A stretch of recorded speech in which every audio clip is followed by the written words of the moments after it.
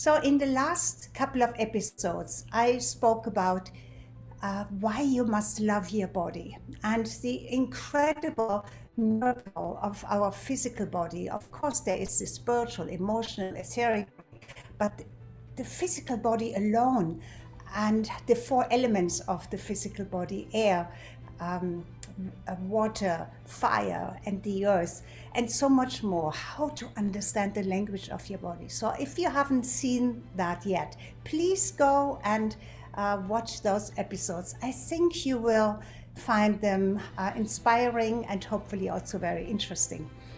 So today I want to speak about self-love.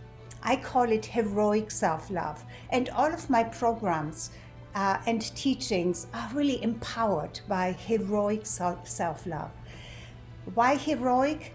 Maybe I explain this a little bit more in another episode. But just in one quick go, as we get older, self-love doesn't come so easy anymore. When we are kids, we love ourselves. We do everything to please ourselves. But when we get older, we need to really sometimes be heroic on our own behalf. So anyway, there's so much more to say about it, but that's why I say heroic self-love. And that's why I believe heroic self-love is the key to prosperity, freedom, and a woman's liberation. So from birth until our last breath, we search for love. Our essence is love. Our whole, how we have been created came from love. So love is who we are. Right? So it's not really very peculiar that we search for love, because we search for that which is in alignment with who we are and what we are. We also search for happiness that love should bring to us, yes? It's an attractive package that we chase because we think we can find it. And of course, we so often think it's somewhere outside of ourselves. But when you say that you want to be happy, let me ask you, are you prepared to let go of what stands in the way of your happiness? And what is it that may keep you wanting? The quest for happiness is really an internal journey to discover who you are and what you really want and your life's purpose. Can I share a very short personal story with you? I never forget that moment when my father held me in his arms. He looked deep into my eyes and said, "Angelika, live from the power within you. It can never be threatened. Live from the power within you. It can never be threatened." Soon thereafter, he passed away, unexpectedly. And I was angry with God. I was angry with God for a very long time for taking my father away from me. He was just in his early 60s. And I am 76 now, and I still believe I am young. So it was much too early for me. And it took decades until I fully realized the value of what he wanted me to know. Live from the power within you. It can never be threatened. So my question here is to you, and it was for me back then, where do I find this power? Where do you find the power? The power that lives within. That power cannot be found in your head, because it's not in your mind. Actually, your mind does not know who you are. Who knows who you are? It is your soul that holds the blueprint for your authentic and original self. And that means it also holds the secret to your authentic and uncompromised life. But how can you access your soul? A real and present access is through your, what I believe is your inner hero. And let me share a story about that explains that a little bit. We often hear about, yes, your inner hero, but what does it really mean? So here's my little story about how I found my inner hero. I never forget that morning on my beach walk. I live right on the beach. I live in the Bahamas on a beautiful little island, and I have a most pristine beach right 2 minutes down the elevator in front of my home. So that particular morning, I had a sleepless night and I was talking to myself. But don't we do this very often, having those self-talks? And I was arguing with confronting forces within me, the lower self, so to speak, that urged me to return to the safety of my comfortable life at home. After having spent more than 35 years in the health and healing business, and even my family thought it was time that I may retire. But there was another powerful impulse, and that impulse told me to step more into what I have been doing before and bring my mission and my gift into the world in a bigger way. I remember the desperation I felt and the anxiety and the angst, these two conflicting forces just battling within me. And I was crying out to God to send me an unmistakable sign of what He wants me to do. He, she, God. There is no gender to it, but you know what I mean. My heart felt like a blade of steel. Now my heart felt as if a blade of steel was stabbing it. I felt like dying. I had physical pain. And then, all of a sudden, everything changed.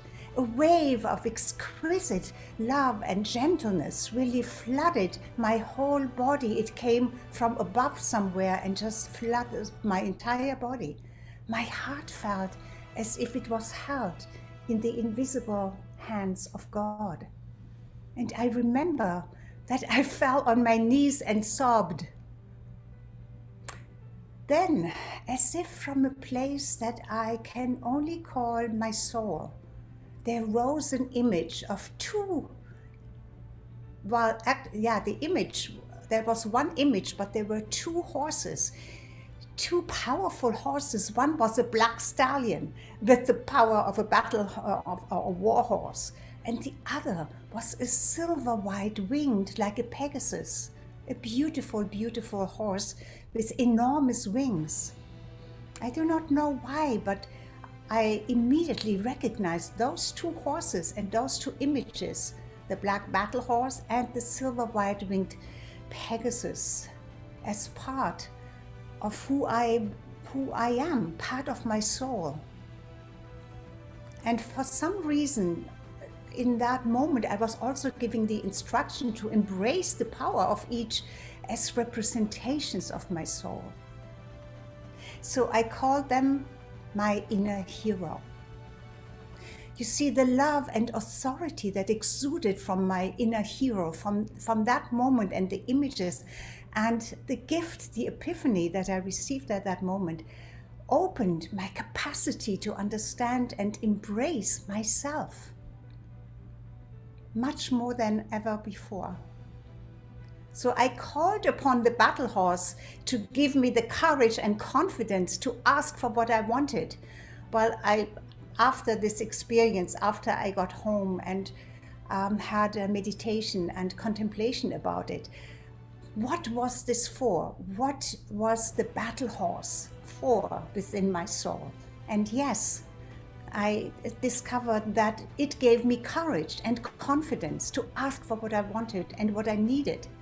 And the white-winged one, to take me to a higher place for a greater perspective, a higher vision, a higher consciousness, and also for healing, my physical and emotional healing, I call upon that image to take me into that space.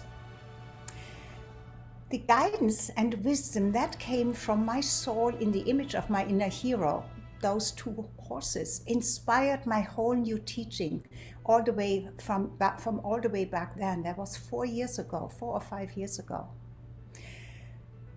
I show you how to access your inner hero and the image that you will get from your soul, which will be different from what I got. It has been my mission really to connect especially women with their inner hero so that they find their way back to themselves. And the process is through heroic self-love. You see here, I come back to what this is all about, heroic self-love. And I know we don't have enough time to talk about all of what I want to tell you about, but it's a start. And then in the next episode, I will continue. So all of my teachings, my courses, my home study courses, and my retreats, the transformational retreats that I hold here in the Bahamas and in other places, are all powered by the heroic self-love formula. I facilitate a clear image of the inner hero, your inner hero, inside your conscious mind. Why? Because otherwise self-love is only a nice thought or a rather vague concept that your lower brain may dismiss or has really not much of a clue what this is all about. So what is heroic self-love? I believe it's the awakening to who you are through your heart's longing to experience yourself as love, which you are. That's the dream, and it is also reality. It is reality even when you don't realize it. That is how it is. It is so. So why heroic self-love now? You must guess this. Because the world needs you to step into your full power.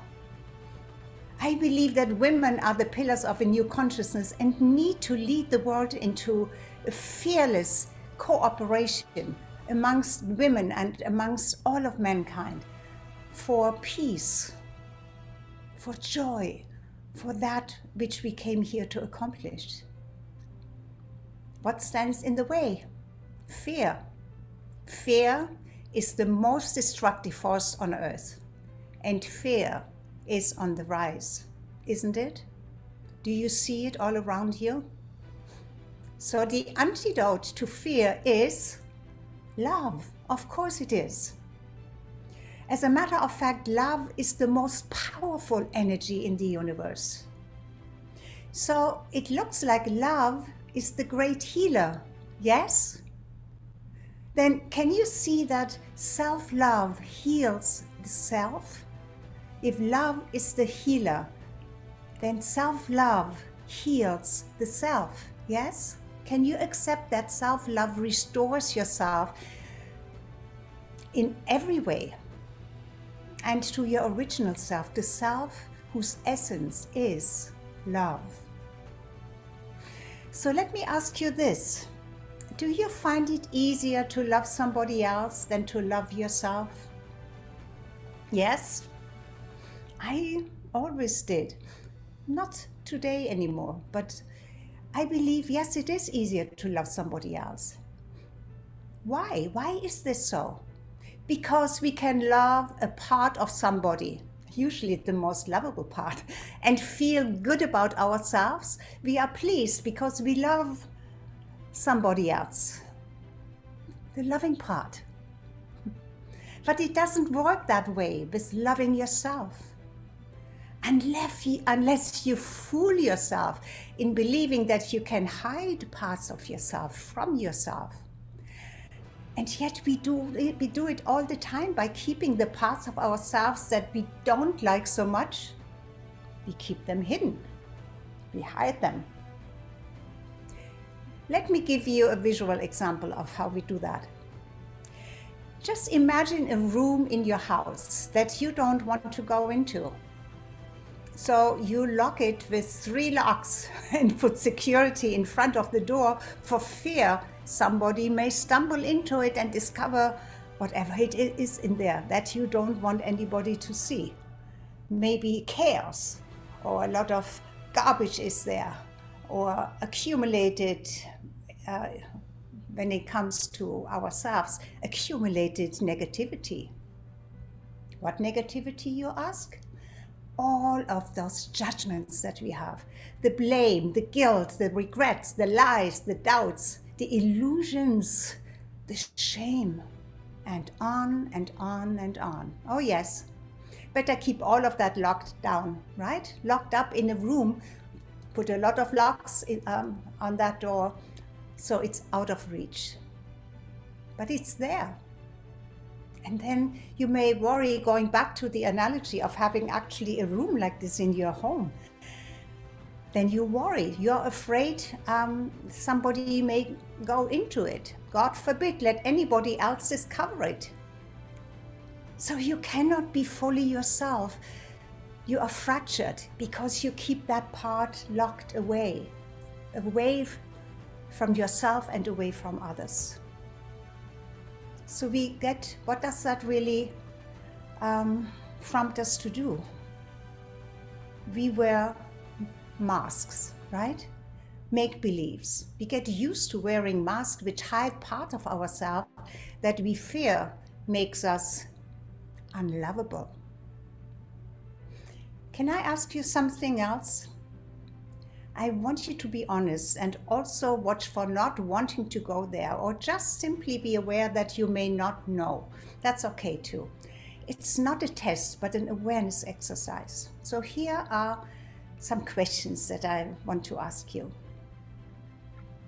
How many times were you told by your mother to love yourself first? I know some have heard this in their childhood. I haven't. I think modern women or today's children who grow up, they hear this all the time because there's so much more awareness. But coming back to if you're a woman 45 and over, maybe you have not heard this a lot when you were little. How many of you were told by your teachers to love yourself first? How many of you grew up in a religious faith that taught you to love yourself first? God forbid.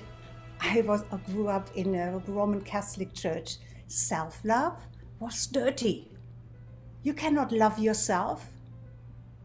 You love God. That's all. You are dirt. You are not worth a lot. Whew, I remember those days. It was difficult to let that go. How many of you grew up in a society that taught you to love yourself first? Most of us women grew up believing that we had to love others first and behave in a certain way so that we would be lovable. Have you not been advised to fit into a certain identity that defines you as, or used to define you as, for example, the perfect daughter, the perfect student, then maybe the perfect wife, the perfect mother, and at the same time find fulfillment in a job that at least pays the bills? All of that was expected of you. It's normal, and yet it leaves you wondering, what comes next? What is the next role and identity that you can slip into that hides you from who you really are? So we never get to the point where it's a no-brainer to discover who you really are. Don't you think that it is time to discover your true identity and embrace the full beauty and awesomeness that is your true self? Can you imagine how heroic self-love honors you in your wholeness and liberates you from outside authorities that constantly try to manipulate your mind, and usually for their own purpose? You see how heroic self-love becomes more and more easy to understand what it is? Self-love is not selfish, but self-healing. It's self-empowering, and it is self-remembering. There is no greater discovery than that. I believe that this most dormant power within us is what needs to be awakened in all women, so that we can heal ourselves, so that we can heal our relationships, our families, our communities, and on a larger scale, heal the world and bring peace, freedom, joy, and abundance into our world. We don't have the time here today to go deeper into the mystery of your inner hero. But if you get to know me better and better, and what are my teachings and what I stand for, and become part of my tribe, it will be there all the time. You will always find it in me, in my teachings. I believe that we have established now that your inner hero represents yourself, your soul self, yes? And your inner hero, therefore, is your greatest, your wisest, and your most loving support for anything you need or want in your life. Yes? Can you see that? Can you envision it? Can you at least consider that your soul knows you and your life's purpose beyond your mind's understanding? Your soul also knows the cure for any ailment you may experience, and it knows the cause. And because it knows the cause, it also knows the remedy. Yes? So how do you access this awesome power? So here is the first step. And if you meditate, you know that, of course. You have to become still and listen. Listen. Listen. Your mind shouts while your soul whispers. Therefore, you have to dial down the noise of your busy mind and then amplify the voice of your soul. You may not remember that self-love came natural to you when you were a little kid. Back then you were innocent, you were pure, incorruptible, you were fearless, just like your soul. Let me tell you, you are still this divine child, just hidden under layers and layers of your pain and your wounding and whatever has been packed onto you, starting from your very early childhood on. All of us experience wounding. Yet you can choose heroic self-love to heal every part of your fractured self. And therefore, you can return to wholeness. You can heal your body, your mind, your relationships. You can heal your life. I know it because I have done it, so I have experienced it in my own life. Heroic self-love enables liberation from everything that is not you. And why is that important, you may ask? When you are not fully expressed as you, not fully in alignment with who you are not only out of alignment, you are actually tormented. And this is about you. It has always been about you. You are heroic self-love. That love is you. I know it because I am heroic self-love, and that love is me. And you and I, we are the same. So what if today is that day when you decide to discover and claim, or better reclaim, your heroic self? It is your destiny to be the warrior woman and maybe even illumined leader. The world may not know you like that yet. But your soul knows, and God knows. And God has called your name. Otherwise, you wouldn't be here. You would not be on this planet. You wouldn't be in this lifetime if God would not have called you out yet.